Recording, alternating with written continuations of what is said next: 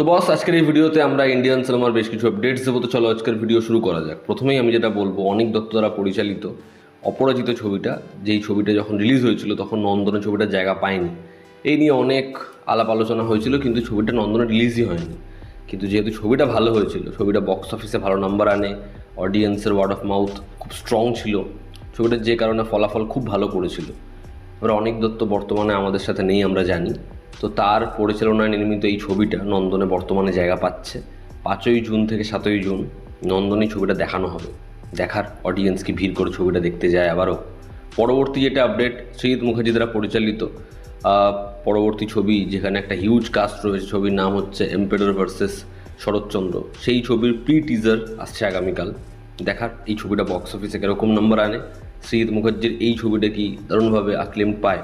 কালা হিরণ বলে যে ছবিটা আসছে, সেই ছবিটার অ্যাগেইনস্টে সালমান খানের আইনি পদক্ষেপ, ব্যক্তিগত অধিকার লঙ্ঘন করেছে ছবিটা, এমন দাবিতেই আইনি পদক্ষেপ গ্রহণ করেছে সালমান খান এবং তার টিম। দেখার এই ছবিটার ফিউচার হয় কি। এই ছবিটার ইনিশিয়াল টাইটেল ছিল সতরঙ্গা। আহান পান্ডে, আনিত পাদ্দাকে নিয়ে মোহিত সুরির পরবর্তী ছবি, যেটা ব্যাকিং করছে ওয়ারএফ। সেই ছবির যদিও টাইটেলটা বদল হবে, কারণ টাইটেলটা টি সিরিজের কাছে রেজিস্টার রয়েছে।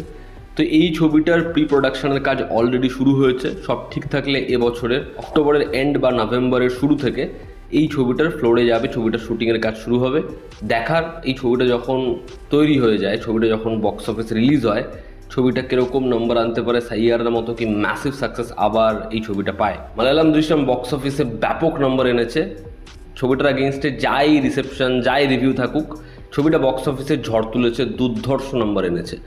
এবার হিন্দির ভার্সন কি বক্স অফিসে ব্যাপক নম্বর আনতে পারবে? অজয় দেবগন স্টারের এই ছবিটার মানে হিন্দি ভার্সনের শুটিং পুরোপুরিভাবে কমপ্লিট হয়েছে।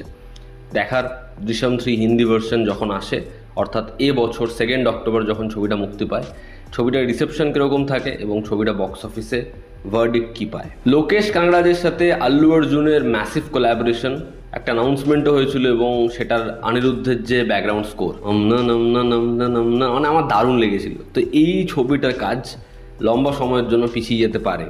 যেরকম যা প্ল্যানিং, রাখার পরেই আল্লু অর্জুন এই ছবিটার কাজ শুরু করতো। তবে যেরকম যা শোনা যাচ্ছে, ছবিটার প্রি প্রোডাকশনের কাজ অলরেডি স্টার্ট হয়েছিল, এবং ডিরেক্টর এবং অ্যাক্টরের মধ্যে, অর্থাৎ লোকেশ এবং আল্লু অর্জুনের মধ্যে ক্রিয়েটিভ ডিফারেন্স তৈরি হয়।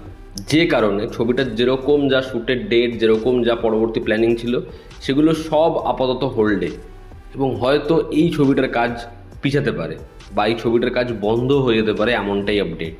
এবার দেখার আল্লু অর্জুন এবং লোকেশের মধ্যে যে সমস্যা, সেগুলো কি শর্ট আউট হয়ে পরবর্তী সময়ে তারা কাজটা করে। কারণ যেরকম প্রশান্ত নীল এবং এনটিআরের সাথে হয়েছিল, পোর্শন শ্যুট হয়েছিল, কাজ অনেক দিন ধরে এগিয়েছিল, তারপর প্রোডাকশন হাউসের পছন্দ হয়নি, এনটিআরের সাথে একটা ক্রিয়েটিভ ডিফারেন্স তৈরি হয়েছিল, সেগুলো শর্ট আউট হয়েছে, কাজটা কমপ্লিটও হয়েছে।